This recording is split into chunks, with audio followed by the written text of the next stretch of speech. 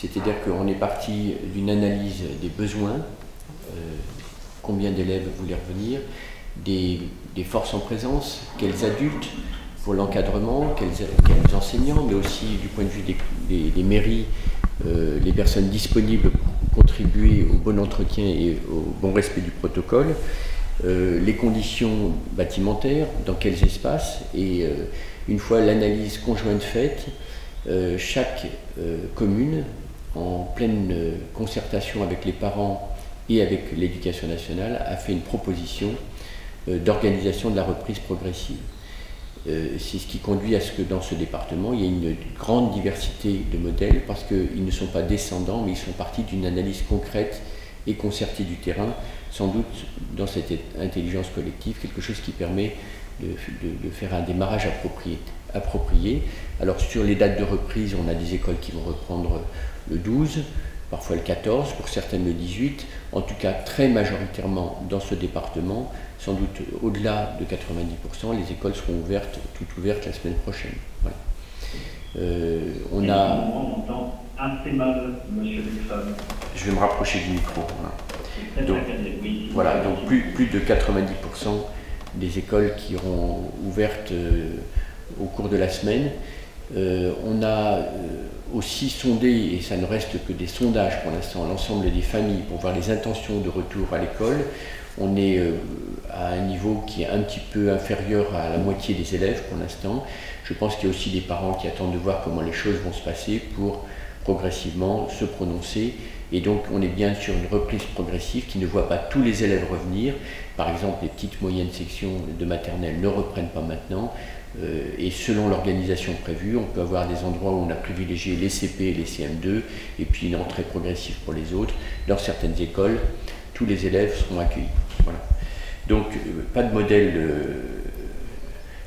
départemental, mais un modèle qui repose sur une concertation locale et sur une analyse fine des besoins.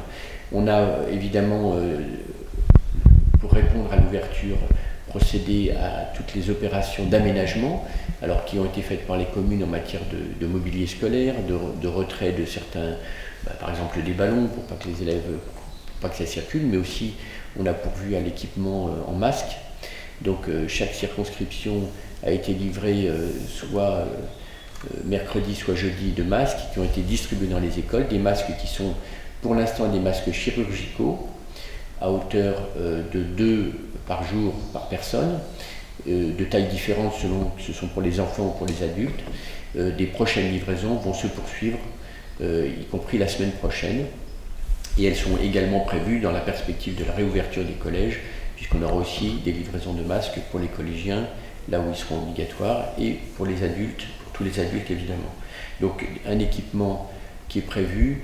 Je dois dire que les collectivités elles-mêmes ont souvent fait des efforts en ce sens, et il est fort probable qu'après une période où on a pu penser que ce serait compliqué pour les masques, tout le monde en sera doté de façon tout à fait confortable. Voilà.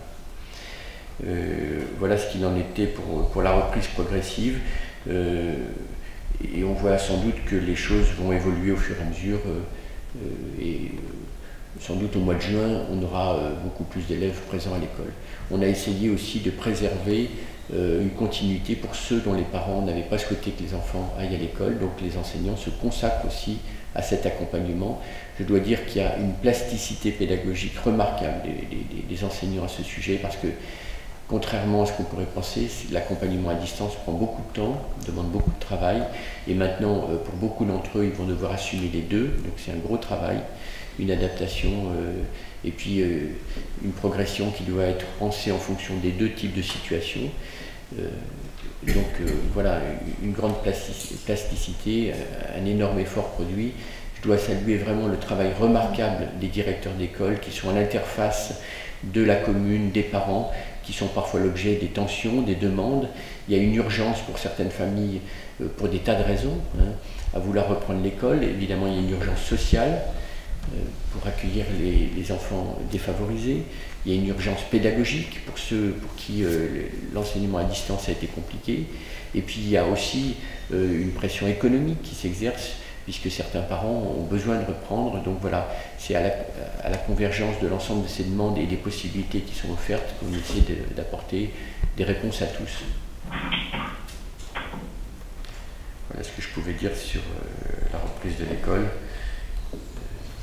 En tout cas, dans ce département, une volonté partagée quasiment sur la totalité du territoire de voir les écoles rouvrir à des rythmes qui peuvent être un peu différents, mais toujours dans le souci de répondre au protocole sanitaire et à la nécessité pour les enfants de revenir à l'école.